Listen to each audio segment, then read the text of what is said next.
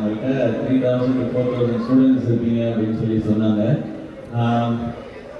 நான் வந்ததுலேருந்து உங்களோட அந்த லவ், அந்த கைத்தட்டல், அந்த சத்தம் இதெல்லாம் எனக்கு பயங்கரமாக இருக்காது. பட் அதை தாண்டி எனக்கு என்ன ரொம்ப பிடிச்சிருந்ததுன்றதை சொல்லிடுறேன். இந்த ட்ரெய்லர் ப்ளே பண்ணும்பொழுது எனக்கு சாய் பல்லவிக்கு நீங்கள் கை தட்டினீங்க, ஓகே, அது நல்லா இருக்கும். பட் அதை விட ரொம்ப பிடிச்சிருந்தது மிஸ்டர் முகுந்த் அவர்களோட விஷுவல் காட்டும்போது அதுக்கப்புறம் அந்த final dialogue, this is the face of the Indian ஆர்மின்னு சொல்லும்போது ஸோ நாங்கள் என்ன நினச்சி எடுத்தோமோ அது பர்ஃபெக்டாக நீங்கள் பண்ணிட்டீங்க. இது வந்து மேஜர் முகுந்த் அவர்களுக்கும் இந்தியன் ஆர்மிக்கும் ஒரு ட்ரிபியூட்டாக இருக்கும்னு நினச்சோம்.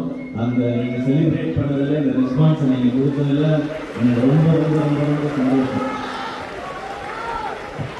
இந்த காலேஜில் ஒரு ஈவெண்ட்டாக பண்ணணும்னு நினச்சதுக்கு ரீசனும் அதுதான். ஏன்னா உங்களை மாதிரி யங் ஜென்ரேஷன்ஸ் உங்கள்கிட்ட தான் இந்த எனர்ஜி இருக்கு. ஸோ நீங்கள்லாம் இந்த படத்தை எடுத்துட்டு போகும்போது இதன் மூலம் நிறைய நல்ல விஷயங்கள் நடக்கும். First thing, Indian army soldiers, அவங்களுடைய குறிப்பாக அவங்களுடைய ஃபேமிலிஸ், இவங்களுக்கு ஒரு ரெஸ்பெக்டாக இருக்கும். அந்த ரெஸ்பெக்டை இங்கே இருக்க நீங்கள் கொடுத்த. ஸோ ஸ்டூடெண்ட்ஸ் எல்லாம் எப்பவும் சொல்லுவாங்க, அவங்க சின்ன பசங்க, அவங்களுக்கு வந்து என்ன டீட்டெயிலாக இதை பற்றினா தெரியணும் அப்படின்னா கிடையாது. அவங்களுக்குன்னு ஒரு உணர்வு இருக்குது. அதை நான் இங்கே பார்த்துட்டேன். நான் இங்கே வீட்டில் எல்லாருமே சூப்பர். அண்ட் தேங்க்யூ காலேஜில் இருக்கிற மேனேஜ்மெண்ட், அதுக்கும் பிரின்சிபல், டீச்சர்ஸ் எல்லாருக்கும் ஃபார் ஆர்கனைசிங் திஸ். நான் 8:55 வந்துட்டேன். 9 o'clock சொல்லியிருந்தோம். நான் என் காலேஜ் கூட இவ்வளோ சார்பாக போனதில்லை. உங்களுக்கு 8:30 start ஆயிடும் சார். First batch 8:30 to 8:45 they have to be inside. Okay okay. எத்தனை மணிக்கு முடியும்? 1:30 to 2 o'clock அந்த ஃபர்ஸ்ட் பேட்ச் எல்லாமே. 4 மணியா? 4 மணியா? ஆமா சார். இது engineering students, arts and science மட்டும் தான் கொஞ்சம் சீக்கிரம். அதான் நான் யோசிச்சேன், இன்ஜினியரிங் காலேஜ்ல 1 மணி தான் விட்டுறாங்க. 4 மணியா? எனக்கு ஞாபகம் இருக்கு. எனக்கு காலேஜ் டைமிங் ஞாபகம் இருக்கு. நான் எப்போ போனேன் வந்தேன்னு தான் ஞாபகம் இல்லை. நானும் ஒரு இன்ஜினியரிங் கிராஜுவேட் ஸ்டூடெண்ட்.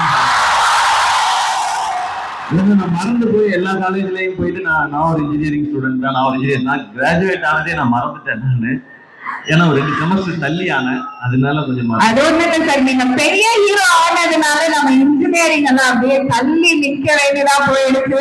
இல்ல, பட் நான் இன்ஜினியரிங் காலேஜ்ல படிச்சதுனாலதான், நான் கல்ச்சரல்ஸ் எல்லாம் போனதுனாலதான் இந்த ஸ்டேஜ்ல இருக்கிறேன். ஒரு மோட்டிவேஷனா வேர்ட்ஸ் எடுத்துக்கங்க. இன்ஜினியரிங்ல படிச்சு அவர் பெரிய ஆளா இருக்காருன்னு ஒரு சின்ன ஒரு வார்த்தை சொல்லிட்டாரு. ஏன்னா இங்க இருக்கிற நம்மளுடைய இன்ஜினியரிங்ல இருக்கிற முக்கியமா இந்த மேத்தமெட்டிக்ஸ் பேப்பர் இருக்கு இல்லையா, M1, M2, M3, அப்புறம் எங்களுக்கு வந்து இந்த discrete maths, probability and queueing தெரியல. மகனே, இதை படிச்சு பாஸ் ஆயிட்டீங்கன்னா லைஃப்ல எதை வேணாலும் சாதிக்கலாம். அந்த மாதிரி ஒரு எனர்ஜி வரும். நான் அந்த ப்ராபபிலிட்டி அண்ட் கியூயிங் தியரி இப்போ வரைக்கும் அது என்னன்னு தெரியாது. ஆனா அதை மனப்பாடம் பண்ணியோ படிச்சோ புரிஞ்சோ அந்த 36 வாங்குறதுக்கு நான் பட்ட பாடு இருக்கேன். அந்த ஒரு பேப்பர் தான் கடைசி வரைக்கும். கம்ப்யூட்டர் சயின்ஸ்லாம் ஓரளவுக்கு படிச்சேன் நான். ஸோ இங்க இன்ஜினியரிங்ல இருந்து அந்த லேர்னிங். பட் ஒரு கல்ச்சரல்ஸ் கிடைக்கும் பொழுதெல்லாம் நான் வந்து இது எப்படியாவது நம்ம பயன்படுத்தி இந்த மாதிரி அப்போ 1000-2000 ஸ்டூடெண்ட்ஸ் இருக்காங்க. இன்னைக்கு வந்து நல்ல வேலை வந்தவொடனே வந்து கை தட்டி என்னை அக்செப்ட் பண்ணிட்டாங்க. அப்போ நான் கல்ச்சரல்ஸ் எல்லாம் போகும்போது வெயிட் பண்ணுவாங்க, இவன் என்னதான் பண்ணுவான் ஸ்டேஜ் ஏறி, இப்ப பாத்துருவோமே அப்படின்னு சொல்லி. நானும் இந்த மாதிரி அந்த மாதிரி கூட்டத்திலாம் இருந்து நிறைய பேரை கலாய்ச்சிருக்கேன் நானும். ஸோ அப்போ வந்து நான் கல்ச்சுரல்ஸை வந்து கரெக்டா பண்ணணும், சின்சியரா பண்ணணும் அப்படின்னு நினைச்சேன் நான். பட் அன்னைக்கு அதை சின்சியரா எடுத்துக்கிட்டது எவ்வளவு நல்லதுன்னு இன்னைக்கு உங்களுடைய அன்பெல்லாம் பார்க்கும்போது எனக்கு புரியுது. இதை விட என்ன லைஃப்ல சந்தோஷம். ரொம்ப ரொம்ப நன்றி இதுக்கு. அண்ட் எல்லாரும் காலேஜ் என்ஜாய் பண்றீங்களா? காலேஜ் லைஃப்ல என்னப்பா இல்லைன்றீங்க? டீச்சர்ஸ் அவங்களுடைய கடமை வந்து நம்மளை படிக்க சொல்றது, கரெக்டா இருக்க சொல்றதுதான். இதுக்குள்ள நீங்க உங்களுடைய நண்பர்களை கரெக்டா தேர்ந்தெடுத்து இந்த லைஃப், இந்த 4 years என்ஜாய் பண்ணிக்கங்க. இந்த மாதிரி லைஃப்ல கிடைக்கவே கிடைக்காது. அதுக்கப்புறம் லைஃப்ல சக்சஸ் வரும், நிறைய பேருக்கு ஃபேம் வரும், மணி வரும், அதுக்கப்புறம் ஃபேமிலி வரும், எல்லாமே இருக்கும். ஆனா இந்த 4 years இருக்குல்ல, இது சான்ஸே லைஃப்ல திரும்பி வரவே வராது, எனக்கு ஆசையா இருக்கு இந்த லைஃப்பை வாழணும்னு சொல்லி இப்ப நீங்க அதை வாழ்ந்துட்டு இருக்கீங்க. தயவு செஞ்சு என்ஜாய் பண்ணுங்க. What ever the pressure is, நீங்க என்ஜாய் பண்ணுங்க, எப்பவும் ஹாப்பியா இருங்க. அதுதான் நான் உங்களுக்கு சொல்லணும்னு நினைக்கிறேன். ஒவ்வொரு காலேஜ் போகும்போது எனக்கு இங்க இருக்கும்போதெல்லாம் அப்படியே நம்ம காலேஜ் ஞாபகம் வருது அப்படின்னு சொல்லி யோசிச்சுட்டு இருந்தேன் நான். அண்ட் நான் ட்ரெய்லருக்கு நீங்க கொடுத்த ரெஸ்பான்ஸ்ல எனக்கு பயங்கர எமோஷனலா இருந்தது. அப்ப கரெக்டா சொன்னாங்க இந்த படத்தோட சக்சஸ் இங்க தெரிஞ்சதுன்னு சொல்லி. எனக்கு உண்மையிலேயே இந்த படத்தோட சக்சஸ் இங்க இன்னைக்கு தெரியுது. Thank you so much. Thank you sir, thank you. Uniform போட்டு அந்த பேட்டில ஒரு சின்ன இன்டர்வியூல சொன்னீங்க எப்படி இருந்தது, ஃபர்ஸ்ட் டைம் எப்படி நீங்க ஃபீல் பண்ணீங்க அப்படின்னு. அதே மாதிரி அந்த யூனிஃபார்ம லாஸ்ட் அந்த யூனிஃபார்ம் மெமரியா என் வீட்டுக்கு எடுத்துட்டு வந்து வச்சேன் நான். அது எப்பவுமே இருக்கும். இப்போ அந்த யூனிஃபார்ம் இனிமே இதுக்கப்புறம் வேற ரோல் பண்ணும்பொழுது போடலாம். பட் எனக்கு அந்த யூனிஃபார்ம் தாண்டி அந்த நேம் பேட்ச் தான் முக்கியமா பட்டுச்சு, முகுந்த் அப்படின்ற. இதுக்கப்புறம் அது இப்ப இந்த படம் பார்த்துட்டு இவங்க இந்த மாதிரி இப்ப ட்ரெய்லர் பார்த்து கொடுத்த அப்ரிசியேஷன், படம் பார்த்து இவங்க கொடுக்க போற அப்ரிசியேஷன்னால அது எப்பவுமே ஸ்பெஷலா இருக்கும்னு நினைக்கிறேன். டெஃபினட்டா மிஸ் பண்ண மாட்டேன் இவங்களோட அப்ரிசியேஷன்ல இருந்து. அது அந்த லாஸ்ட் இல்ல எனக்குள்ள ஒரு சின்ன சேஞ்சஸ் எனக்குள்ள வந்திருக்கதை நான் உணர்ந்தேன். நான் மேபி இன்னும் கொஞ்சம் கான்பிடென்டா ஃபீல் பண்ணேன்னு நினைக்கிறேன். அதுக்கெல்லாம் காரணம் அந்த யூனிஃபார்மும் இந்த ரோலும் இந்த படமும் இருக்கலாம். அது அந்த காமெடி டைமிங் கலாய்க்கிறது எல்லாம் அது எப்பவுமே அது எனக்கு தெரிஞ்சு கூடவே பிறந்துச்சுன்னு நினைக்கிறேன். அது எப்பவுமே இருக்கும், அது சேஞ்ச் ஆகாது. பட் அது வந்து இந்த கேரக்டருக்குள்ள கொண்டு வரல. ஏன்னா இது வந்து ஒரு ஆக்ஷன் பண்றோம் இல்ல இப்படி ஒரு கிளைமேக்ஸ் பண்றோன்றதுக்காக பண்ணப்பட்டது இல்லை. நம்மள மாதிரி ஒருத்தர் தான் மேஜர் முகுந்த்.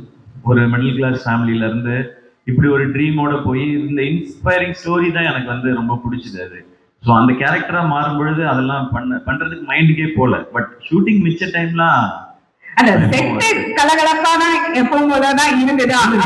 கலகலப்பா இருக்காது. நான் கொஞ்சம் அப்படி இருப்பேன். செட் வந்து டைரக்டர் இருக்காரு இல்லையா, அவர் வந்து நீங்க என்ன பாக்குறீங்க உங்க காலேஜ்ல பிரின்சிபால் டீச்சர் எல்லாம் ஸ்ட்ரிக்டா, அவங்க எல்லாம் ஸ்ட்ரிக்டாவே இருக்க முடியாது. அவர் மாதிரிலாம் அவர்லாம் எப்படியே டென்ஷன்லயே சுத்திட்டே இருப்பாப்ல. என் ஃப்ரெண்டு தான் அவரு, ஸ்டில் அவர் அப்படிதான். அதனால அவங்க எல்லாம் கொஞ்சம் சீரியஸாவே தான் இருந்தாங்க. சார் ஒரு இன்டர்வியூல சொல்லியிருந்தீங்க விஷயம் ஷேர் பண்ணலாம். இல்ல இந்த ரோல் பண்ணும்போது ஃபர்ஸ்ட் ப்ரிப்பேர் ஆக வேண்டியது மன ரீதியா தான். ஏன்னா இதுக்குள்ள அவ்வளோ டஃப்பான விஷயங்கள். ஏன்னா அதே மாதிரி ஒரு ஆக்டரா நான் இது வரைக்கும் என்னெல்லாம் ட்ரை பண்ணியிருக்கேனோ அது எதுவுமே இதுல பண்ண முடியாது. ஸோ என்னுடைய ஸ்ட்ரென்த் எதுவுமே இதுல பண்ண முடியாது. ஸோ இதுல டோட்டலா வேற ஒன்னா மாறி நிற்கணுன்றதை ப்ரிப்பேர் ஆயிட்டு தான் நான் ஓகே சொன்னேன். அதுக்கப்புறம் கதை கேட்டது, படிச்சது, இந்த முகுந்த் அவர்களுடைய ஜேர்னியை பத்தி தெரிஞ்சுக்கிட்டது, அண்ட் இந்து ரெபேக்கா அவங்களுடைய எமோஷன்ஸ் எல்லாம் தெரிஞ்சுக்கிட்டதுன்னு சொல்லி அதுக்கப்புறம் அந்த பிசிக்கல் டிரான்ஸ்ஃபர்மேஷன் மஸ்ட். இப்போ இதுல பார்க்கும்பொழுது அந்த ஆர்மி இவ்வளோ ஆக்ஷன் சீக்வன்சஸ்லாம் பண்ணணும்னா நம்ம உண்மையிலேயே அந்த ஸ்டாமினாவோட இருக்கணும். ஆக்சுவலா நம்ம ஷூட் பண்ணா கூட இதெல்லாம் பண்ணதுனால தான் அங்கே எங்களால் ஒர்க் பண்ண முடிஞ்சது. இல்லைன்னா நான் ஜிம்முக்கு போய் பயங்கரமா வெயிட் தூக்குற ஆள்லாம் கிடையாது. சும்மா பேசிக்கா அப்படியே லைட்டா அதெல்லாம் பண்ணிட்டு இருக்க ஆள் தான். இந்த ரோலுக்கு அது பண்ணாதான் கரெக்டா இருக்கும்னு தோணுச்சு. அதனாலதான் ஏதோ பாருங்க நான் ஏதோ கட்டியா இருக்கு.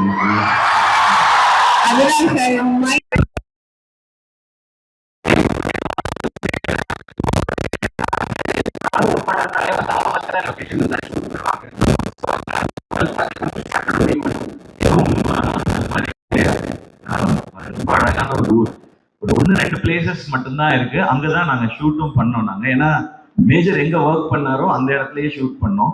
அது கொஞ்சம் ஒரு கான்ஃபிளிக் ஜோன்னால டென்ஷன்லேயே தான் இருக்கும். ஒரு 1.5 மாசம் அந்த ஏரியாலே தான் நாங்க நிறைய ஷூட் பண்ணோம். பட் அது வந்து இந்தியன் ஆர்மி எல்லாம் பார்த்துக்கிட்டதுனால நான் கொஞ்சம் சேஃபா ஷூட் பண்ணிட்டு வந்தோம். ஏன்னா இது நான் முதல்ல யோசிச்சேன் இங்கேயே தான் போய் ஷூட் பண்ணணுமா அப்படின்னு சொல்லி. பட் அம்மா படமா பார்க்கும்பொழுது தான் அந்த இன்டென்சிட்டி நமக்கு புரியுது. அது நீங்களும் அதை உணர்வீங்கன்னு நாங்கள் நம்புறோம். ஆக்ஷன் சீக்வன்ஸும் அப்படிதான் எடுத்திருக்கோம். நம்ம லைவா அதை பாக்குற மாதிரி, அவங்களுடைய ஆப்ரேஷன்ஸை லைவா பாக்குற மாதிரி ஒரு முடிஞ்ச அளவுக்கு அந்த சினிமா தன்மையை கம்மி பண்ணி தான் பண்ணியிருக்கிறோம். ஸோ அது நிறைய இருந்தா நான் மட்டும் இல்லை, யூனிட்ல இருக்கிற எல்லாருமே அந்த டெரெயின்ல வேலை பார்க்கறது ரொம்ப சிரமமா தான் இருந்தது. நிறைய பேருக்கு அடிபட்டது. நாங்கள் லீட் ஆக்டர்ஸ் மெயின் ஆக்டர்ஸ் மட்டும் இல்லை, செட்டில் ஒர்க் பண்ற எல்லாருக்கும் நிறைய பேருக்கு அடிபடுறது, உடம்பு சரியில்லாம போறது, இதெல்லாம் தாண்டி தான் இந்த படம் நடந்திருக்கு. பட் அப்படி வேலை செஞ்சாதான் இந்த மாதிரி படம் பண்ண முடியும். இது ப்ரிப்பேர் ஆகி தான் போகணும். இந்த கேரக்டர் கரெக்டா வருதா, இது நம்ம கரெக்டா கேரி பண்றோமா, இல்ல நம்ம அது ஒரு ஃபன் ஃபிலிமா இருந்தா டைமிங் கரெக்டா இருக்கா அப்படி இருக்கும், இல்ல ஒரு லுக் கரெக்டா இருக்கா, இதுதான் மைண்ட்ல இருந்தது.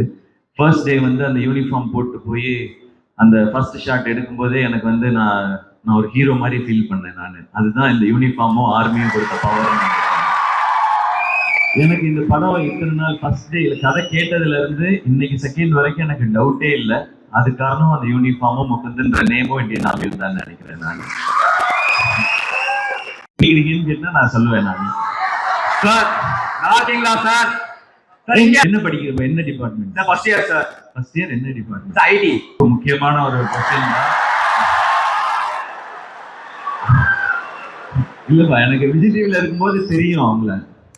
சும்மா ஹாய் ஹலோ அந்த மாதிரி தான் தெரியும். அதுக்கப்புறம் வந்து இந்த படம் பண்ணும்போது தான் அதிகமா பேசினதெல்லாம்ப்பா. ஆனா நம்பர் இல்லப்பா, கேட்காத. Okay sir, thank you sir. சரி, ஒரு சந்தோஷமா இருந்தது. இந்த மாதிரி நிறைய பேர் அந்த அனுபவத்தை அடைஞ்சிருப்பீங்க நீங்க இல்லையா? வந்து நம்ம அப்படியே அவங்கள்ட்ட நல்லா போய் பேசும்போது ஆனா என்னன்னா எனக்கு புரியலண்ணா அப்படின்னு சொல்லி, புரியல மட்டும்தான் இன்ஃபர்மேஷன். அந்த சென்டென்ஸ்ல மீதி எல்லாம் அண்ணா மட்டும்தான் இருக்கும். அது அதை கிராஸ் பண்ணாத பசங்களே இருக்க முடியாது.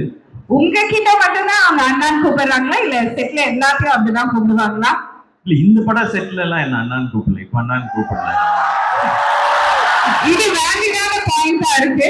Let's go on. இனி ஏதாவது क्वेश्चन இருக்கா? Let's wind up. Okay, hello நான் லாஸ்ட் அவங்க இந்த படத்துல ஃபர்ஸ்ட் கிட்ட ஸ்கிரிப்ட் கேட்கும்போது தாட் ப்ராசஸ் என்னவா இருந்துச்சு? தெரியும் இல்லையா, இந்த படத்துல முகுந்த் அவர்களுக்கு என்ன நடந்தது ஒரு நியூஸா தெரியும். பட் அவர் சின்ன வயசுல இருந்து ஏன் இப்படி வந்தார் ஆர்மிக்கு, அண்ட் அவங்க ஃபேமிலி இதை எப்படி இதெல்லாம் கடந்து வந்தாங்க, அவங்களுடைய சந்தோஷங்கள் அவங்க எப்படிலாம் இருந்தாங்கன்னு பார்க்கும்பொழுது எனக்கு அது மட்டும் தான் மைண்ட்ல ஓடிச்சு. நம்மள மாதிரி ஒரு ஃபேமிலி தான் அவங்க.